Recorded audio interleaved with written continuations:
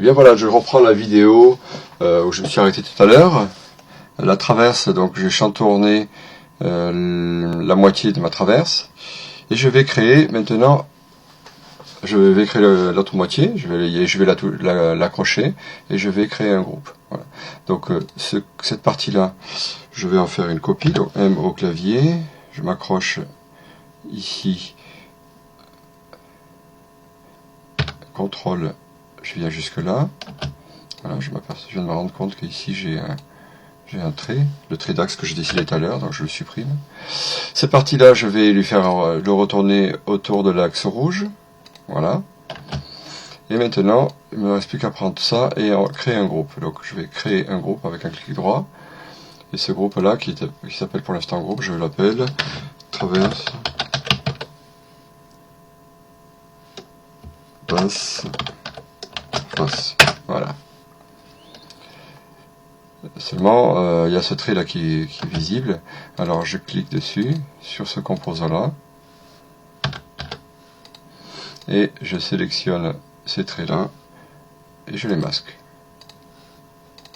Voilà. Le fait de les masquer, on ne les voit plus. J'aurais pu aussi le faire avec la gomme. Donc je double-clique ici. Je prends la gomme, j'enfonce la touche CTRL du clavier et je clique sur ma gomme. Et est-ce que j'obtiens la même chose? Je suis pas sûr. Hein.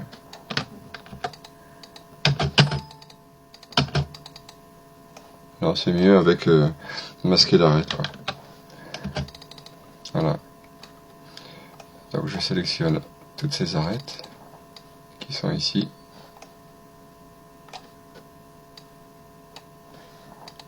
Et du coup, comme je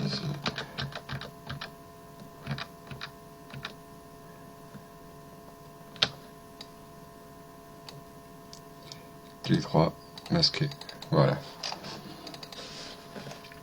Voilà pour la traverse basse. Alors, si vous avez besoin, s'il y a besoin de dessiner une moulure ici, de faire une moulure sur la traverse, eh bien, c'est plutôt compliqué. SketchUp n'est pas le logiciel le plus adapté pour faire ce genre de choses.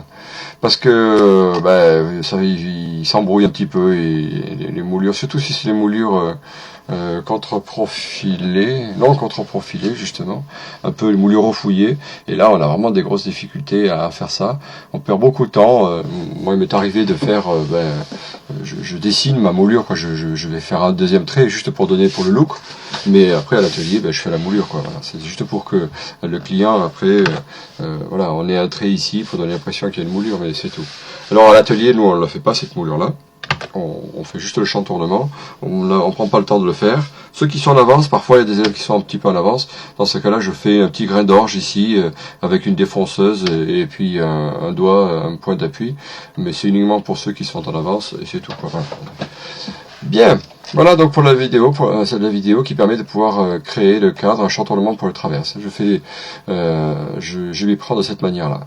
Alors pour la création des tenons, j'utilise un plugin. Alors je vais le mettre en perspective, voilà, c'est quand même plus joli, on y voit plus clair. J'utilise un plugin qui permet de faire des tenons et des mortaises. Et alors le plugin, je ne sais plus comment, je crois qu'on avait déjà téléchargé un plugin qui permettait de faire des tourillons et des lamellos. Plus particulièrement pour les lamellos, il est très intéressant. Et c'est sur le même site. Je ne me souviens plus tellement le nom du site sur lequel j'ai fait ça. Je le mettrai en ligne. Ouais, donc là on a dessiné tenant mortaise. Voilà, donc là je vais faire un tenant et mortaise. Et ici il me demande en bas composant à tenonner. Donc je clique sur celui-là. Après il me dit sélectionner le montant, le composant à mortaiser. C'est celui-là. Du coup il disparaît. Il disparaît parce qu'il a besoin de savoir maintenant indiquer l'arête côté. Pour la joue 1, c'est celle-là, la joue 1. Et puis l'autre arête, là où il y avait l'épaulement, ce sera l'épaulement en haut. Donc là, le tenon, il fait 7. Je fais tabulation pour passer au suivant. Le tenon, il fait 8. Tabulation, 30 mm, ça va très bien. Tabulation. Je vais pas faire d'épaulement, puisque la traverse, elle fait 30, donc ça sera un enfourchement. Ça permet d'aborder l'enfourchement avec les élèves. Et puis l'autre épaulement, j'en mets pas non plus, parce qu'il n'y a pas besoin de faire un épaulement de propreté, puisqu'il y a un tiroir à ce niveau-là. Voilà, entrée. Est-ce que je fais un autre assemblage? Eh bien oui. Entre quoi et quoi? Ben, entre cette traverse-là, celle-là, le parement, l'épaulement. Donc il me remet les mêmes choses. Ben, j'ai pas besoin d'épaulement non plus. Ok. Est-ce que je vais faire un autre assemblage? Eh bien oui, sur la traverse du bas. Ici. Ceci n'est pas un composant. Ah bien oui, c'est un groupe. Et là, ça pose problème. Je peux pas faire de composant avec un, je peux pas faire de tournemontaise avec un groupe. Bon, que cela tienne, si je te tournemontaise, c'est pas bien compliqué. Mais je peux quand même y faire une mortaise. Il va peut-être me demander le montant à mortaiser. Voilà. Après, il m'indique l'ajout. Eh bien, l'ajout, c'est celle-là. Après, il m'indique l'arête et le premier épaulement. Elle est ici, mais il me dit que ce n'est pas un composant. Voilà.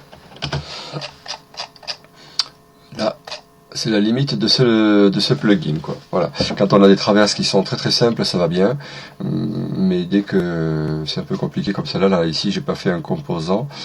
C'est un composant container, quoi, dans lequel il y a d'autres composants. Ça, il n'aime pas. Il faut vraiment que ce soit le composant à la racine. Et ça, il peut pas le faire. Par contre, là, il m'a fait donc un tournemontaise. Il n'y a pas de jeu. Ah, c'est vrai qu'on a l'assemblage sans jeu ici, mais il m'a fait le mortaise aussi ici, puisque ce montant-là, c'est un composant qui est fait en symétrie. Mais là, du coup, je n'ai pas de tenant. Alors, il va falloir que je fasse ici un tenant. Deux possibilités. Soit je le fais avec le même plugin, c'est-à-dire que là, je vais faire un tenant. Il va me demander la partie à tonner, c'est celui-là. Indiquer l'arête l'ajout, c'est celle-là. L'épaulement, c'est celui du haut. Et là, on a les mêmes informations que tout à l'heure. L'ajout est à 7. Épaulement, tenant de 30. 0. Et le deuxième épaulement, 0. Entrée. Voilà, donc du coup, ça m'a fait mon tenant. Et vous voyez, tout ce que ça fait, tous les clics que ça fait pour uniquement faire un tenant qui est relativement simple. Le mieux étant de se mettre en mode filaire. Je rentre à l'intérieur du composant. Voilà, ici. Et quand je suis dans le composant, U au clavier pour faire apparaître le prochain, j'ai plus qu'à faire ici un rectangle. Voilà. Tac. Hop, je sors du mode filaire. U. Je tire ici de 30 mm. Bon, voilà, c'est quand même plus rapide que d'utiliser le plugin. Ouais, juste pour faire ça, quoi. Voilà. Ça justifie pas le plugin. Cela dit, il peut nous faire gagner du temps sur des choses un peu plus simple. Et puis bon, le gros défaut aussi de ce plugin, c'est qu'il ne me fait pas de jeu en fond de mortaise. Et comme c'est important, donc pédagogiquement faire un assemblage sans jeu de fond de mortaise, c'est pas terrible. Voilà. Alors sur le montant, ici, U au clavier, je vais mettre en filaire. Voilà. T pour créer un guide que je vais mettre en 7 et le deuxième à 8. Ici un petit épaulement de 5 mm, donc il y a une porte, alors ça peut être, et là je vais faire un épaulement de 2 mm, c'est suffisant, un petit rectangle de là à là, et je pousse cette surface. Alors comme je suis en mode filaire, j'arrive pas à sélectionner de surface, je fais P et je pousse de 30 mm, voilà. Je vais supprimer les guides, j'en ai plus besoin. Ouais, c'est plus rapide par ici, on supprime tous les guides d'un coup, c'est plus simple, voilà. Maintenant, je fais ma traverse, qui va être ici, je mets en mode filaire, rectangle, entre là et là. Voilà. Je fais apparaître les surfaces, je fais U au clavier, et je tire de 30 mm pour faire mon tenant.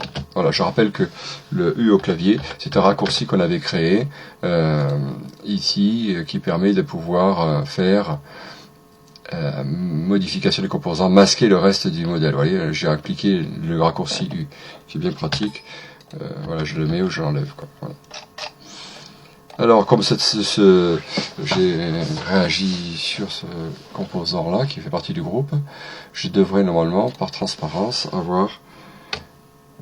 ah oui, non, j'étais pas dans le composant, j'étais dans le groupe et pas dans le composant.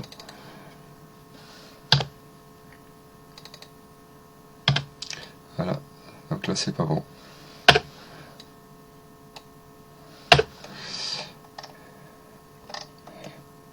Il m'a pas fait un tenon là-bas au bout. Il faudrait que le tenon il soit fait de côté d'un coup, c'est quand même plus rapide. Voilà, donc là je rentre dans le composant. Là j'y suis, là, je suis dans mon composant. Je fais U au clavier pour pouvoir faire apparaître mon montant, rectangle. Et là je vais vraiment créer, vous voyez, ça m'a fait un carré là-bas. U au clavier, je sélectionne cette surface, je tire, ouais, le tenon là-bas qui s'allonge de 30 mm. Voilà, j'ai un tenon de chaque côté. Et ça, si je modifie le regard de ce tenon là, l'autre il va se modifier également aussi. Voilà, je sors de mon laser, mon rayon X. Voilà, je me mets en vue générale, en perspective. Voilà pour la réalisation du cadre de façade.